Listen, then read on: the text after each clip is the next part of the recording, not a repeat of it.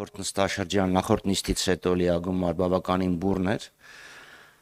Եվրանեստի խորհրդանական վեաժողով, ԵԱՀԿ խորհրդանական վեաժողովում զարգացումներ, դրան մի քիչ ավելի առաջ նախորդող եւ վերջապես բյուջեի քննարկումները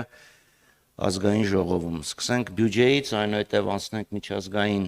անցուդարձին եւ հետո սիրով կպատասխանենք ձեր հարցերին։ Բյուջեն, որը ներկայացվել է, կարող ենք վստահաբար կոչենք ձախողումների ամփոփման բյուջե, կառավարության վարած խայտառակ տնտեսական քաղաքականության արդյունքում, երբ արտածին դրական գործոնները վերացան կամ նվազեցին, մասնավորապես խոսքը վերաբերվում է ռուս-ուկրաինական պատերազմով պայմանավորված դրական ազդեցությանը տնտեսական, մենք տեսնում ենք, որ տնտեսական աճը գահավիժեց 5.2-5.4%-ի միջակայքում, այն դեպքում, երբ կառավարությունը խոստացել էր բարենպաստ պայմանների դեպքում 9%, իսկ սովորական պայմաններում 7%։ Հիմա մենք տեսնում ենք, որ կառավարությունը այդ թիրախին չի կարող հասնել, չի կարողանում։ Ունենք պետական պարտքի սրընթաց աճ, 2026 թվականին 6 տրիլիոնից անցնելու է պարտքը, այս տարվա վերջին արդեն 15 միլիարդ դոլարից է անցնում, այստեղ կարող եմ դրամ դոլար ասեմ, որովհետև գոնե կենտրոնական բանկի փոխարժեքը կա, եւ ով պարադոքս իշխանության ներկայացուցիչները չեն էլ կարողանում նույնիսկ հաշվարկեն, թե պարտքը ինչ ազդեցություն ունի մեր տնտեսության վրա, որքան կլիներ տնտեսական աճը, եթե պարտքը լիներ սովորական միջին ինչ որ մակարդակի վրա, որովհետև եթե 5.2-5.4% է աճը, այդ դեպքում առանց պարտքի հասկանում ենք, թե դա ինչ կարող է լինել։ Մյուս խնդիրը իշխանությունների շեփորահարած միջին աշխատավարձի աճը։ Եթե միջին աշխատավարձը 300-306 հազար դրամի կարգի է, ապա բնակչության 3/4-ը միջին աշխատավարձից ցածր աշխատավարձ է ստանում։ Հասկանում ենք, չէ՞ դա ինչ է նշանակում։ 4-ից 3-ը միջին աշխատավարձից ցածր են ստանում։ Այսինքն բևեռացումը մեծացել է, իսկ միջին աշխատավարձի հղումները պարզ մեքենայություններ են։ Եվ անհուսալի վարկերը 330 հազարից ավել անհուսալի վարկ կա այսօր մեր բանկային համակարգում։ Չեմ կարող ասել քանի վարկառու կա, բայց 330 հազար անհուսալի վարկ կա։ Փոքր վարկերը, եթե 17 թվականին ընդհանրապես 46 հազար էին, ապա 25 թվականին արդեն մոտ 4 անգամ ավելացել են։ Դա բարեկեցության անկման ամենամեծ ցուցանիշներից է։ Մյուս քաղաքական ուղերձը դա պաշտպանական ոլորտի հատկացվող բյուջեի նվազեցումն է, եւ դրան էլ ավելացնենք Նիկոլ Փաշինյանի քաղաքական հայտարարությունը բյուջետային ուղերձի ժամանակ։ Մենք մարտունակ բանակ չենք կառուցելու, մենք կառուցելու ենք պաշտպանունակ բանակ։ Հիշեցնեմ, որ 2020 թվականին պատերազմը սկսելուց մի քանի օր առաջ կառավարությունը հանրայնացրեց այսպես կոչված Հայաստան 2050 վերափոխման ռազմավարություն, որտեղ հպարտորեն կառավարությունը խոստանում էր կերտել մեկ շնչի հաշվով աշխարհի ամենամարտունակ բանակը։ Ինչ է նշանակում մեկ շնչի հաշվով, իհարկե գիտությանը, բնությանը եւ մարդկությանը հայտնի չեն, բայց ամեն դեպքում իրենք հպարտորեն մարտունակ բանակ էին խոստանում կառուցել։ Հիմա խոսում են պաշտպանունակ, որ հանկարծ որևէ մեկը չմտածի, բա որ եթե հանկարծ մեկ էլ կարող է սահմանից մի քիչ են կողմ մարտական գործողությունների մեջ ներգրավի մեր բանակ, օրինակ Նիկոլ Փաշինյանը այլևս Ղազախստան կարող է բանակ չուղարկի, հիշեցնեմ, թե ինչ փառահեղ օպերացիա կազմակերպեց, երբ ինքը ԵԱՏՄ-ի, ուրեմն պաշտպանության խորհրդի նախագահն էր։ Եվ Արցախի հարցը Նիկոլ Փաշինյանի հերթական խայտառակ հայտարարությունները Արցախի վերաբերյալ, որ Արցախը թոք էր, Արցախը ֆեյք էր, եւ հենց այդ նույն օրերին, նույն վարքյանին Ադրբեջանում դատախազը Արցախի ղեկավարության համար պահանջում է ընդհուպ մինչև ցմահ դատապարտում եւ մինչև 20 տարի դատապարտ, ուրեմն 20 տարվա ժամկետ, եւ պատահական մարդկանց, որոնք հայտնվել էին այդ ծուղակում մինչեւ 16-17 տարի։ Նաեւ հիշեցնեմ, որ Նիկոլ Փաշինյանը ինքը Արցախի վերածննդի հրապարակում հայտարարել էր, որ Հայաստանն է Արցախի հանրապետությունը ընտրությունների լեգիտիմության երաշխավորը։ Իսկն ինքը խղճի խայտ չի զգում, ինքը պատասխանատվություն չի զգում այդ ամեն ինչի հետ կապված։ Եվ քանի որ անցան գերիներին, ստահուն խոսքը փոխանցեմ գործընկերուս։ Շնորհակալություն, ճիշտ է Քարորյան բյուջեին էր վերաբերում, բայց կարծում եմ, որ մենք ավելի լուրջ, ոչ թե ավելի լուրջ, ավելի ծանր եւ ավելի առաջնահերթ շեշտադրումների մասին պետք է խոսենք եւ Արցախի կորստից հետո երևի հաջորդ ամենացավալի ապտակը, որի մեջ մենք շարունակում ենք ապրել, դա ինչին անդրադարձավ Արթուր Խաչատրյանը Բաքվում ընթացող կեղծ դատավարություններն են։ Դատավարություններ, որտեղ այսօր մեղադրյալի աթոռին նստած են Արցախի ռազմաքաղաքական ղեկավարությունը, ինչպես նաև պահվող այլ անձինք, եւ դրան զուգահեռ, ինչպես նշվեց, ՑՄԱ դատապարտման պահանջ դատախազի կողմից 16-ից 19 եւ 20 տարի, այսպես պահանջ Բաքվի կողմից։ Եվ դրան զուգահեռ Հայաստանում տոտալ մերժում Հայաստանի իշխանությունների կողմից տոտալ բառը միգուցե շատ նուրբ է ասած, ուղղակի պղծության հասնող ուրացում եւ այսօր ցեղասպան Ադրբեջանում, ցեղասպան Բաքվում կեղեքվում են եւ դատապարտվում են ռազմաքաղաքական ղեկավարներ, ովքեր Արցախի, ովքեր նաեւ Հայաստանի անկախության, նաեւ Հայաստանի անվտանգության համար են այսօր զոհասեղանին հայտնվել։ Եվ թվում է, թե պիտի Հայաստանի քաղաքական, թե ներքաղաքական եւ թե արտաքին քաղաքական օրակարգում մեր գերիների ռազմաքաղաքական նաեւ ղեկավարության վերադարձի հարցը լիներ ամենաբարձր առաջնահերթությունը գերակայությունը եւ հակառակ մի շարք պնդումներին, որը կատարվել է նաեւ արտաքին գործերի նախարարի շուրթերով, թե իբրև թե մեր իրենց գերակայությունը եւ բոլոր հնարավոր միջազգային ատյանները օգտագործում են, միջազգային ամբիոնները օգտագործում են այդ հարթակները գերիների վերադարձի առնչությամբ, բայց արդյունքում ունենք 0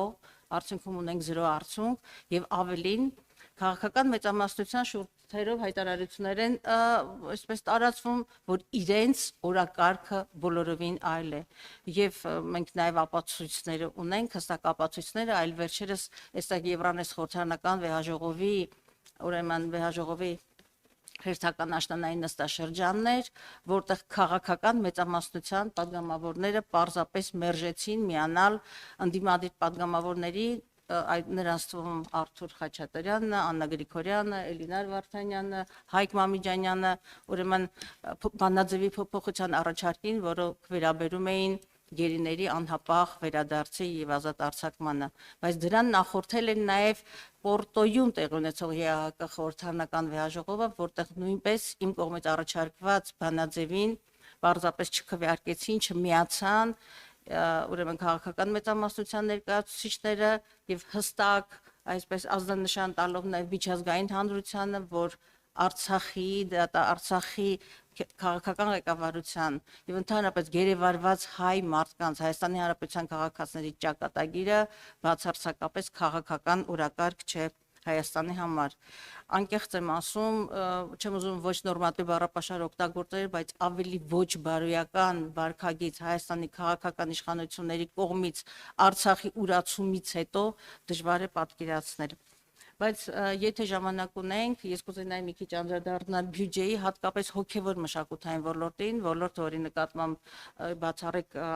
բացառիկ հետաքրքրություն ունեմ եւ մեկ անգամ եւս նաեւ այս բյուջեով եւ ընթացիկ արդյունքներով ինչ ունենք, ապացուցվում է, որ այս իշխանությունների կողմից ունենք մեր կապարանոց պոպուլիստական հայտարարություններ եւ իրականություն, որը բացարձակապես այդ պոպուլիստական հայտարարությունների հետ կապ չունի։ Առաջինը վերաբերում է գիտությանը, հակառակ հայտարարությանը, թե գիտությունը կայուն զարգացման անկյունակարային ոլորտներից պիտի լինի, վերջերս ուղղակի առերեսվեցինք այն իրողությանը,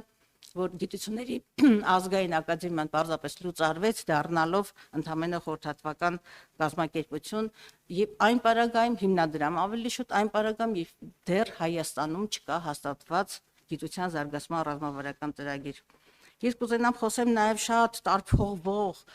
հանրակրթության բարեփոխումների մասին, ընդհանրապես մի քանի ցուցանիշ ասեմ, ատեստացիա, որը անդադար թափահարվում է ուսուցիչների կամավոր ատեստացիայի անցել Հայաստանի Հանրապետության ուսուցչական կազմի ընդամենը 20%-ը, տարակարգ ունի 1426 ուսուցիչ, իսկ այդ անընդհատ 700,000 աշխատավարձ ստացող ուսուցիչների մասին է շեփորահարվում, 300,000 դրամից ավելի աշխատավարձ ստանում է Հայաստանում ուսուցչական կազմի ընդամենը 7.5%-ը, եւ մյուս այսպես խաղաղ թուղթը, որը այսպես ծածանվում է քաղաքական մեծամասնության կողմից, դա 300 դպրոց 500 մանկապարտեզն է, եւ մեկ անգամ եւս ես ուզում եմ հայտարարել այն ցուցանիշը, որ իրենց կառավարության ծրագրին գործունեության ընդհանրապես լավագույն դեպքում 6 ամիս է մնացել, մինչև 26 թվականին 2 ամիս, բայց Հայաստանի Հանրապետությունում խոստացված 300 ուրեմն դպրոցի փոխարեն մենք ունենք ընդամենը հանձնված, ավարտված 59 դպրոց։ Եվ պիտի ասեմ, որ ընդհանրապես այս վերջին 4 տարիների ընթացքում կապիտալ ծախսերի կատարողականը, միջին կատարողականը 40%-ը չի գերազանցում։ Եվ իսկ ինչ վերաբերում է մշակույթին, իհարկե մենք ժամանակ չունենք ավելի մանրամասնությունների համար, բայց ասեմ, որ ինչ վերաբերում է մշակույթի ոլորտին, այնտեղ ընդհանրապես այսպես հազիվ պահպանման ծախսերի մեջ են տեղավորվում եւ այդտեղ եւս մի շարք ոլորտներ ընդհանրապես այդ կատարողականները 20-22-12%-ի շրջանակներում են եւ մյուս աղաղակող փաստը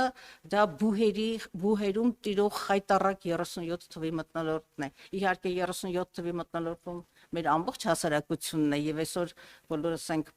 ականատես, թե ինչպես կարող է բռնաբարվել ազատ խոսքը, թե ինչպես են բոլոր տեղական ինքնակառավարման մարմիններում ուղղակի չի հանդուրժվում այլակարտությունը, այլախոհությունը, քաղաքական այլ բանակի ներկայացուցիչները եւ բոլորը հայտնվում են աղավանդակի հետևում եւ ընդհանրապես երկրում կամ ռեպրեսիայի կամ դեպրեսիայի մթնոլորտ է, բայց բուհերում եւս քաղաքականացումը այնքան ակնհայտ է կամ կուսակցականացումը, երբ որ բոլոր պետական բուհերի կառավարման խորհրդի նախագահները պարզապես քաղաքական մեծամասնության ԿՊՎ նախավն է նախագահից, Հայաստանի Հանրապետության նախագահից մինչև կառավարության անդամներ։ Երևի շարունակի Արթուրը։ Երևի ձայնը։ Հանրային երկրորդ հեռուստաընկերություն։ Հարցս ուղղում եմ երկու բանախոսներին, ելով կցանկանա թող պատասխանի։ Երեք Նիկոլ Փաշինյանն է իր եզրափակիչ ելույթում բառացի ասաց, այդ անձանց առաջնորդած ուժերը չպետք է լինեն խորհրդարանում, խոսքը երկրորդ եւ երրորդ նախագահների եւ նրանց առաջնորդած ուժերի մասին է։ Ինչ կարող եք ասել այս մասով։ Նիկոլ Փաշինյանը չի որոշում, թե որ քաղաքական ուժերը պետք է լինեն խորհրդարանում։ Կան ժողովուրդ, ընտրողներ, ում Նիկոլ Փաշինյանը ժամանակին կոչում էր 3 միլիոն վարչապետ, եւ ընտրությունները մեխանիզմներից մեկն են, որով ձևավորվում է կառավարությունը։ Իսկ վերջը լեգիտիմացվում է ընտրություններով, ինչի ասեցի մեխանիզմներից մեկը, որովհետեւ 18 թվականի մայիսի օրինակը մեր աչքի առաջ է։ Բայց Նիկոլ Փաշինյանը ել ավելի վատ ինչ որ հայտարարություն արեց, տարբեր ուժերի կոչեց ազդեցության գործակալներ եւ այլն։ Նման հայտարարություններ ինքը անում է արդեն երևի 5-6 տարի։ Պարբերաբար հարցումներ են ուղղում դատախազություն, իրավապահ մարմիններ, արդյոք իրավապահ մարմինները նման ազդակներ ստացել են, նման գործեր կան, թե ոչ։ Որևէ պատասխան չկա։ Հիմա կամ Նիկոլ Փաշինյանը պետք է պատասխան տա կոնկրետ ովքեր են ազդեցության գործակալները եւ դատարանում պաշտպանի իր հայտարարությունը, կամ պետք է իրավապահ մարմիններին կանչի եւ հեռացնի, կամ իրավապահ մարմինները այսօր առավոտյան պետք է ԱԱԾ ջոկատներ ուղարկեին տարբեր մարդկանց տներ։ Ինչը իրանք անում են։ Այսինքն հասել ենք նույնիսկ նրան, որ մարկանցում խուլիգանության մեջ են մեղադրում, ուղղակի դեռ մեղադրում, ԱԱԾ-ն է բերում երեխաների աչքի առաջ ստրեսի ենթարկելով ընտանիքը։ Բայց այն, որ ինքը չի բացառում տարբեր կուսակցություններ արգելել, որովհետև հասկանում է, որ արդար պայքարում կկորցնի, կարծում եմ ավելի ակնհայտ չէր կարող լինել մանավանդ իր երեկվա հայտարարությունից հետո։ Ես շարունակեմ պարոն Խաչատրյանին, պարոն Խաչատրյանի խոսքի սկիզբը դա նորմալ ժողովրդավարական սահմանադրական երկրի մասին է խոսքը, երբ որ ընտրական քվեով է որոշվում որևէ քաղաքական ուժի ճակատագիրը եւ այլն։ Բայց Հայաստանը վաղուց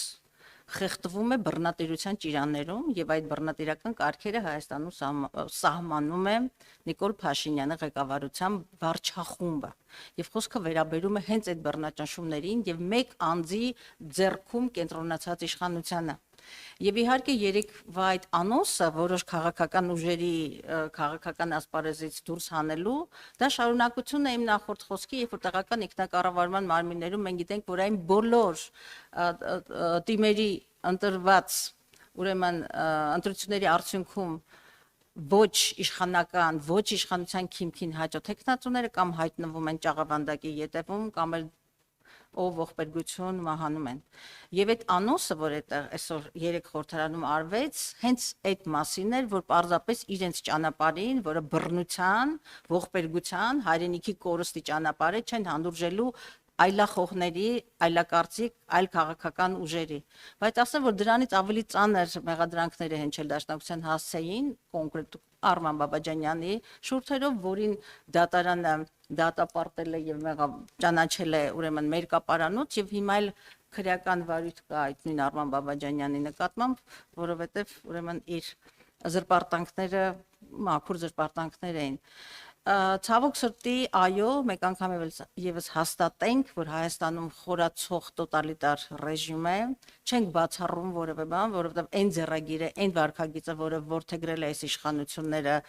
ոչ զսպանակներ, ոչ սահմանադրական կարգ, ոչ օրենք, ոչինչ չի ճանաչում, լռեցնել, ուրանալ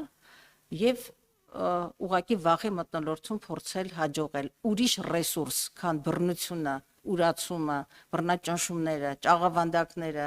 ինչու՞ չէ մարդկանց կյանքին սպառնալիքները այս քաղաքական ուժը ուրիշ ռեսուրս չունի, որովհետև իրենց ամբողջ փիլիսոփայությունը տեղավորվում է սեփական պարտությունը, խեղճությունը, քաղաքական սնանկությունը արդարացնել ժողովրդին ներշնչելով, թե այլ ընտրանք չկա, մենք պետք է այսպես դատապարտված, հուսահատված հասարակություն լինենք։ Ասեմ, որ չի հաջողվելու, որովհետև հայ մարդը վաղուց արթնացել է, վաղուց հասկացել են, որ այս քաղաքական ճանապարհը նոր կորուստների եւ պետականության գլխին կախված մեծ հարցականի ճանապարհն է, ինչը որ վարում է քաղաքական մեծամասնություն։ Սիվիկեյեմ ուտեմ կարճ պատասխանել, որտեղ ժամանակ։ Պարոն Խաչատրյան, թույլ տվեք մի ճշգրտում ձեր ելույթի մի հատվածի հետ կապված, ասացեք Նիկոլ Փաշինյանը հայտարարում է, որ Արցախը ֆեյք է։ Թույլ տվեք ճշգրտել համատեքստից մեջբերում անելով, որ հեսաբանակցային թղթերը կբացահայտվեն եւ կտեսնենք, որ Ղարաբաղի անկախության թեման դա ֆեյք է։ Անկախության թեման ֆեյք է, Ղարաբաղը ֆեյք է, կարծում եմ բովանդակային տարբերությունները նկատելի են։ Հիմա ձեր թույլ տվությամբ իմ հարցերը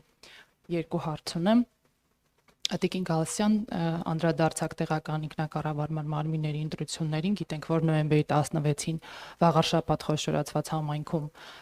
թիմ ընտրություններ են եւ Հայ հեղափոխական դաշնակցությունը դաշինք կազմած մասնակցում է ընտրություններին։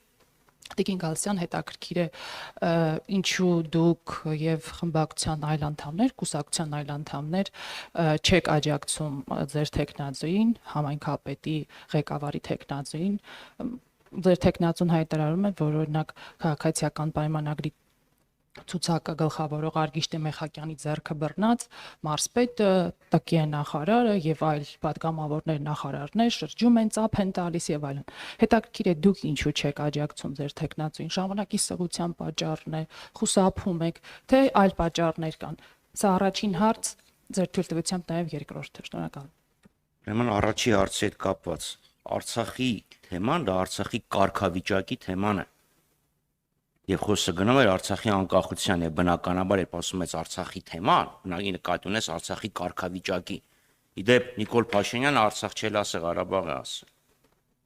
Ասկան դա այդ բարձ ճշգրտումն է, որովհետեւ խոսքը գնում է դրան։ Իսկ ինչ վերաբերում է բանակցություններին, 8 տարի է համարյա վարչապետ է, ինչի են նոր ուզում հրապարակել բոլոր փաստաթղթերը։ Գիտեք, թուրքերը նույնն են անում։ Իրանք մաքրեցին իրենց արխիվները,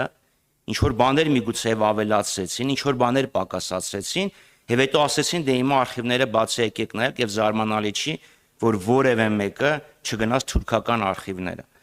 Այդ թղթերը իրանք ունեին շատ ավելի շուտ եւ բոլոր թղթերի բովանդակությունը հայտնի է, թերևս բացի նրանից, թե ինչ իրենց առաջարկվել 19 թվականի հունվիսին Միացյալ Նահանգներում։ Բայց կսպասենք, թող բացահայտվեն, կհանմատենք այլ աղբյուրների հետ։ Շատ կարճ ասեմ, ինձ թվում է դուք բավարար տեղեկացված չեք կամ բավարար ուշադիր չեք հետևել, որտեղ հաղթանակ դաշինքում դաշնակցական տեխնատուներ նույնիսկ մենք ունենք եւ մենք աջակցում ենք եւ մեր անձնական աջակցությունը նկատի ունեք անձնական մեր աջակցությունը եթե խոսքը Ֆիզիկապես այնտեղ լինելու ֆիզիկապես այնտեղ լինելու համար մենք եղել ենք այնտեղ շատ համայնքներում ենք եղել, բայց կոնկրետ եթե խոսքը երեկվա մասին էր, այստեղ բյուջեի քննարկումը ավելի կարևոր օրակարգ էր այդ պահին եւ մենք ասելիք ունեինք, բայց հաղթանակ դաշինքին ոչ միայն աջակցում ենք, այլև հաղթանակ ենք մաղթում եւ վստահ ենք այդ հաղթանակով։ Շնորհակալություն, ժամանակն ավարտվել է։